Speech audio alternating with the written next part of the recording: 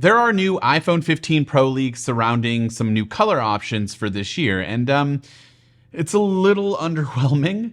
Back in July, we teamed up with Unknowns21 to reveal a new dark blue shade that Apple plans to use for the iPhone 15 Pro and Pro Max models. And at that time, we also said that Apple was testing a silver/gray shade and a space black color. 9to5Mac today said that it has also heard that Apple will be introducing a new dark blue color, which will be joined by a silver, space black, and a natural titanium shade that could be called Titan Gray. Unfortunately, 9to5Mac also suggested that we could see a dark red color option, and that turns out to be inaccurate, which is very disappointing because some of those renders looked so good in dark red that I started to get excited. And now it seems like we're getting a pretty monochromatic lineup, and that seems a little bit boring to me. Of course, I have no room to talk because I've said oftentimes on this channel that my favorite iPhone color from last year was the space black, because to me, it looks like a matte black iPhone, and I think it's actually kind of beautiful.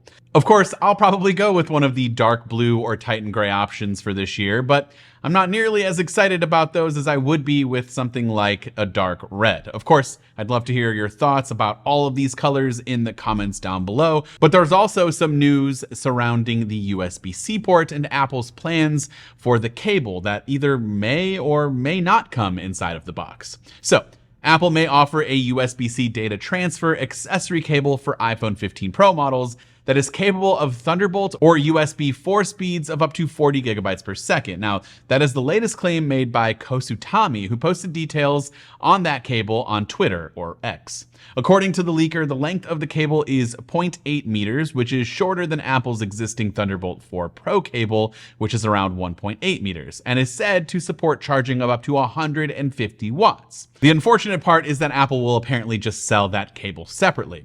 As for the 150 watt charging claim, not 120, which is a correction made by Kosutami in a subsequent tweet, this would make the cable capable of faster power delivery than Apple's existing Thunderbolt 4 Pro cable, which is at 100 watts. However, this does not necessarily mean the iPhone 15 Pro models will be capable at charging at this speed.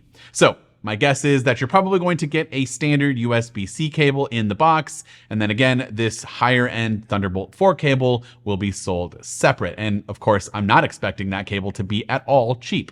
So let me know your thoughts on this and the colors in the comments down below. But for those of you who are unaware of what the rest of the iPhone 15 Pro and Pro models will look like, I'll give you just a quick rundown. We're expecting some of these other new features to make its way into the Pro devices, like the new action button, and that will replace the mute switch, and you should have some custom options available, like toggling on the camera, the flashlight, etc. There's also a new periscope telephoto camera with up to 6x optical zoom, an A17 Bionic chip, next-gen ultra-wideband chip, 2TB storage options, and of course a new lightweight titanium chassis with slightly curved edges. And so that's some of the latest news surrounding the iPhone 15 Pro and Pro Max, specifically around those two new colors and the USB-C cable. But of course, I would love to hear from you in the comments down below. Are you still planning to pick up an iPhone 15 or 15 Pro in the next couple of weeks? That's just right around the corner. Let me know down in those comments. This has been Dan with Mac Rumors. Thanks so much for watching, and I hope to see you around in the next video.